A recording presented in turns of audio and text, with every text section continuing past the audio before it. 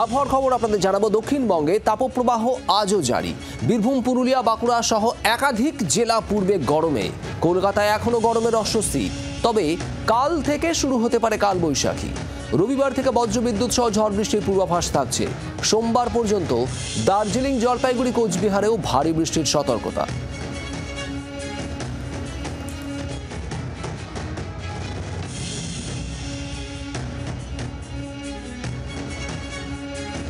তিন দিনের দুর্বিষহ কষ্টের পর আজ থেকে আংশিকভাবে পরিত্রাণ পেতে শুরু করবে গোটা রাজ্য।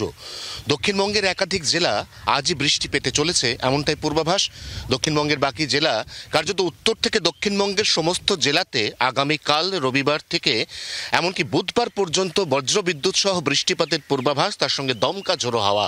কালবৈশাখী পরিস্থিতি তৈরি হবে জেলায় জেলায়, কারণ বাতাসে জলীয় বাষ্পের পরিমাণ অস্বাভাবিক বেশি এবং ঠিক সেই কারণেই স্থানীয়ভাবে বজ্রগর্ভ মেঘ তৈরির উজ্জ্বল সম্ভাবনা। উত্তরবঙ্গের ক্ষেত্রে বৃষ্টিপাতের পরিমাণ অনেকটাই বাড়তে চলেছে। সোম এবং মঙ্গলবার উত্তরবঙ্গের একাধিক জেলায় সোম এবং মঙ্গলবার কোথাও কোথাও 110 মিলিমিটার পর্যন্ত বৃষ্টি হতে পারে। তবে কলকাতার ক্ষেত্রে আজ সারাদিন ঠিক এরকমই দুর্বিষহ গরমের মধ্যে দিয়ে কাটাতে বাধ্য হবেন মানুষ। আগামীকাল থেকে কলকাতাতেও হাওয়া বদল। জি 24 ঘন্টা ছোট ক্যামেরায় তরুণের সঙ্গে অয়ন, কলকাতা। বাংলার আওয়াজ, বাঙালির আবেগ, জি 24 ঘন্টা।